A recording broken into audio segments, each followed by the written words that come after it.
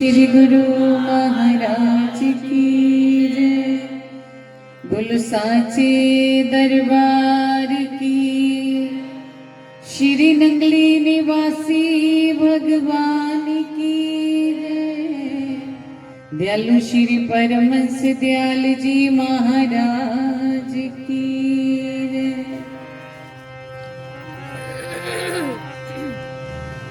अलफ एक बारी जिन्नू पीर कहिए,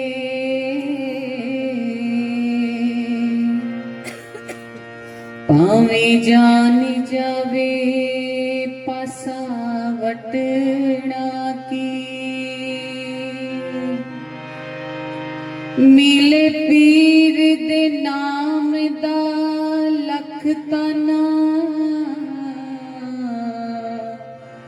चोली पालिए कुंजे सुटना की। मिले पीर दे नाम दीजे सुली, झूठा चूट लिए पीछे हटना की।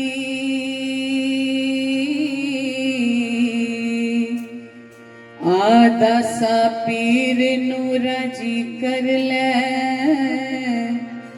नफा इस जहान तो खटना की।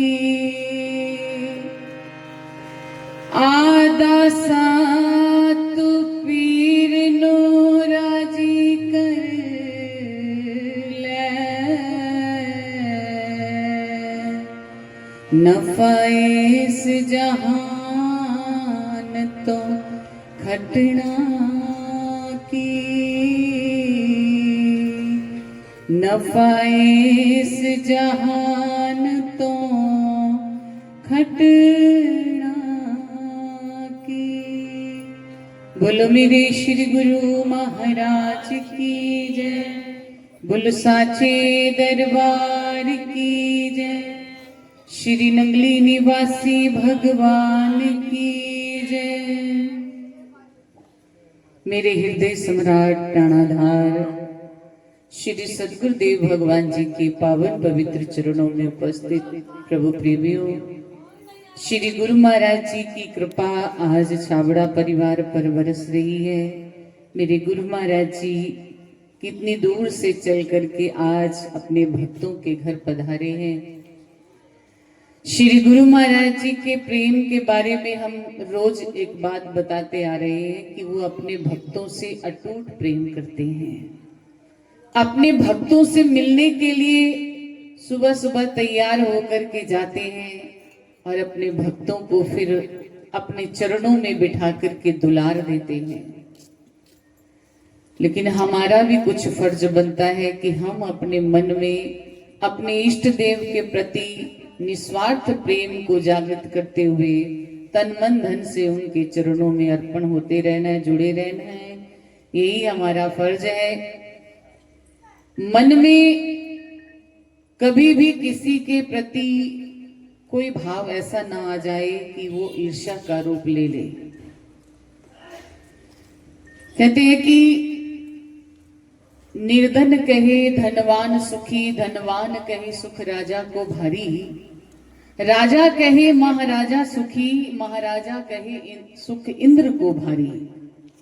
इंद्र कहे सुख चतुरानन को, चतुरानन कहे सुख विष्णु को भारी। और कहा तुलसीदास जी ने,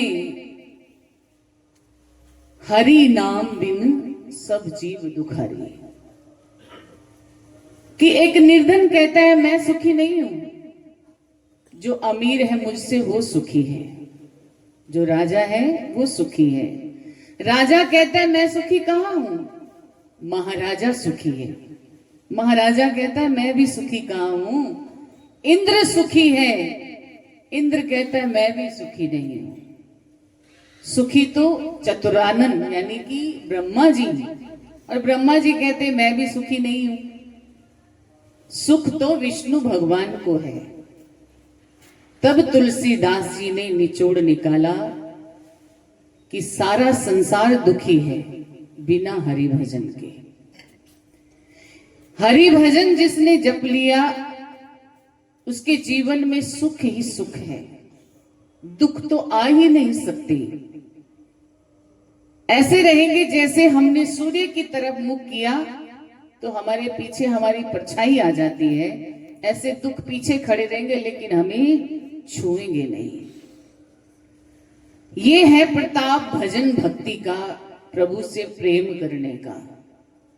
इसीलिए सभी एक दूसरे के प्रति ही भाव प्रकट करते हैं कि मैं कहाँ सुखी हूं, सुखी तो मुझसे बड़ा है। लेकिन हम जब प्रभु के चरणों में बैठ जाते हैं, गुरु महाराज जी के सुंदर दर्शन दीदार करते हैं, तो सबसे बड़ा सुख तो तभी हमें मिल जाता है। हमें और चाहिए ही क्या जीवन में? उनके दर्शन और उनके चरणों में बैठने के लिए थोड़ी सी जगह। संसार की वस्तुएं तो सब कुछ है हमारे पास, लेकिन फिर भी हमें एहसास नहीं हो पाता, अनुभव नहीं कर पाते कि हम सुखी हैं, क्योंकि उनमें सुख है ही नहीं। सुख तो श्री गुरु महाराज जी के पावन चरणों में है। जब हम बैठते हैं तो आनंद की एक अनुभूति होती है और ऐसा मन करता है कि बस वो सामने बैठे रहे और मैं उनके दर्शन करता रहूं। मेरी आंखें कभी पलके झपके ही नहीं, उनके सुंदर स्वरूप का रसपान करता रहूं। ऐसा भाव एक प्रेमी का होता है। आप सब गुरु महाराज जी के प्रेमी हैं, आप सब गुरु महाराज जी से प्रेम करते हैं। आप सब ने बहुत लंबे अरसे से श्री गुरु महाराज जी का वो अनमोल रतन नाम के रूप में अपने हृदय में धारण किया हुआ है। तो आप महसूस करिए कि कितने समय से हमने उस अमृत कुंड को अपने हृदय में धारण किया, लेकिन कभी गोता लगाया उसमें, कभी एक घूंट उसका चख करके देखा। जिस दिन एक घूंट पी लिया उस दिन जिंदगी जीने का आनंद आ जाएगा, सारे सुख पीछे छूट जाएंगे।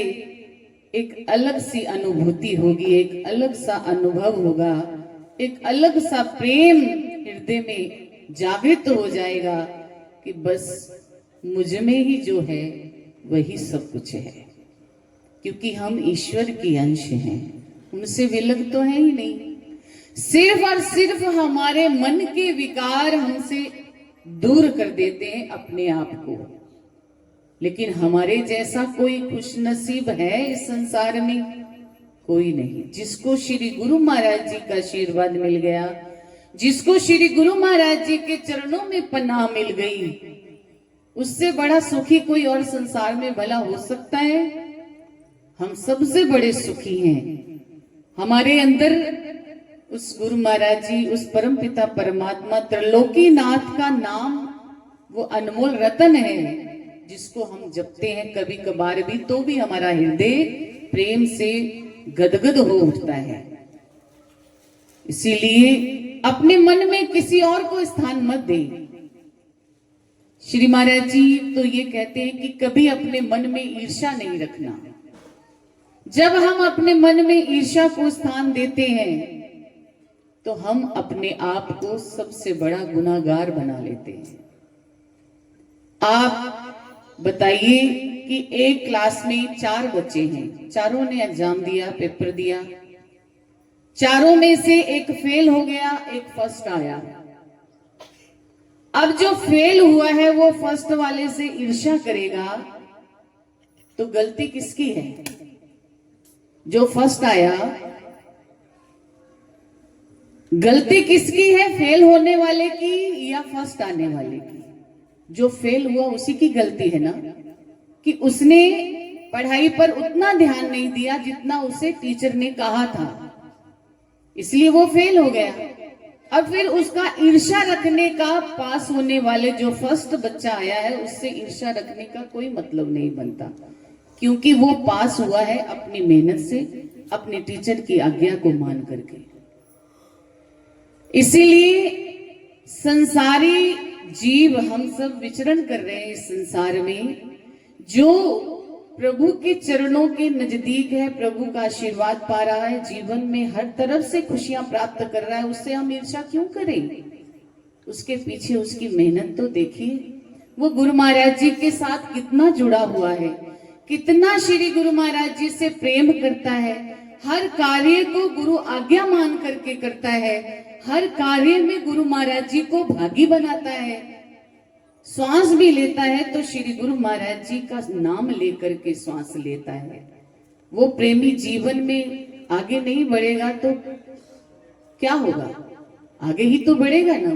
जिसके सिर के ऊपर श्री गुरु महाराज जी का हाथ है और वो प्रेमी गुरु महाराज जी से अगाध प्रेम करता है, तो गुरु महाराज जी भी उस शेरनी के दूध को पात्र चाहिए तो सोने का चाहिए, नहीं तो किसी और पात्र में अगर दूध डालोगे तो वो जल जाएगा।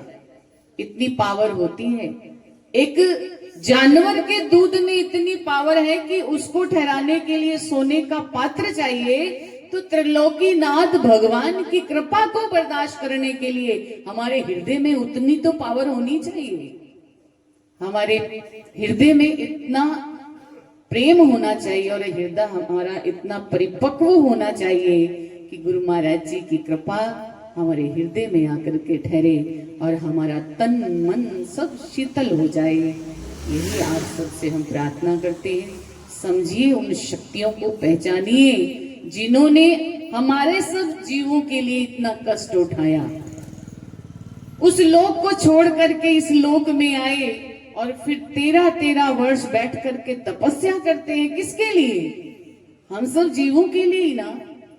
श्री स्वामी जी महाराज जी ने भी कई वर्षों तक तपस्या की और लोगों के अंदर के विकार दूर किए, यहां तक कि भूत पिशाचों को भी दूर कर दिया। कहते कि पाकिस्तान में एक पठान परिवार था जिनकी बेटी को किसी पिशाच ने जकड़ लिया। अब बड़े ही उन्होंने यत्न किए, लेकिन बेटी उनकी ठीक नहीं हो रही थी। कहते हैं उनको पता चला कि यहाँ पर हिंदुओं के पीर आए हुए हैं, वो बड़े करनी वाले हैं, एक बार उनके पास भी जाकर देख लेते हैं। तो कहते हैं वो पठान परिवार श्री स्वामी जी महाराज जी के पास गया और कहा, बाबा आज हम अपनी बेटी को आपके पास लेकर के आए, हमारी बेटी के ऊपर भूत प्रेत ने वास कर लिया है, इसे जकड़ लिया है। मैंने सुना है कि आप अपनी कृपा से हर एक दुख को मिटा देते हैं, आज मैं आस लेकर के आया हूं। तो श्री स्वामी जी महाराज जी ने कहा, अगर तुम आस लेकर के आए हो तो तुम्हारी आस पूरी होगी। उस बच्ची को सामने बिठाया और कहा, मेरी आंखों में आंखें डालो। जैसे ही उस बच्ची ने श्री स्वामी जी महाराज जी की आंखों से आंखें मिलाई, वो जो चीज अंदर थी वो निकल करके बाहर आ गई और श्री स्वामी जी महाराज जी ने उसकी गर्दन पकड़ ली।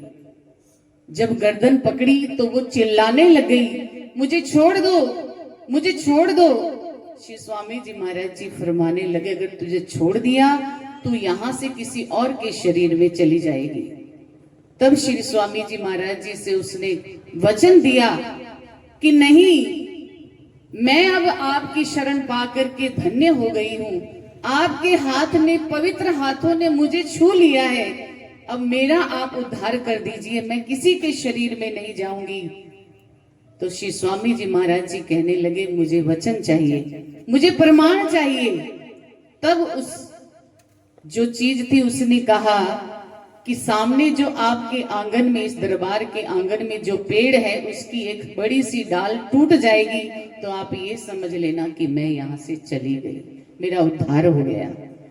जैसे ही श्री स्वामी जी महाराज जी ने उसे छोड़ा और उस बच्ची के शरीर से वो निकल करके चली गई और जाते ही एक जो बाहर पेड़ था उसकी एक डाली इतनी जोर से नीचे आकर के गिरी। श्री स्वामी जी महाराज जी समझ गए कि अभी ये बच्ची बिल्कुल स्वस्थ हो गई। बोले श्री स्वामी जी महाराज की जय। ऐसी शक्तियों के चरणों में हम बैठते हैं जो अपनी निगाहों से ही भूत पिशाचों का भी उद्धार कर। इसलिए सेवक को अपनी सेवकाई पर मान होना चाहिए और अपने अंदर इतना प्रेम होना चाहिए कि मैं अपने गुरु महाराज जी और अपने स्वामी जी महाराज जी के बगैर रह नहीं सकता। बोलो मेरे श्री गुरु महाराज की, बोलो साचे दरबार की जय, बोलो श्री नंगली निवासी।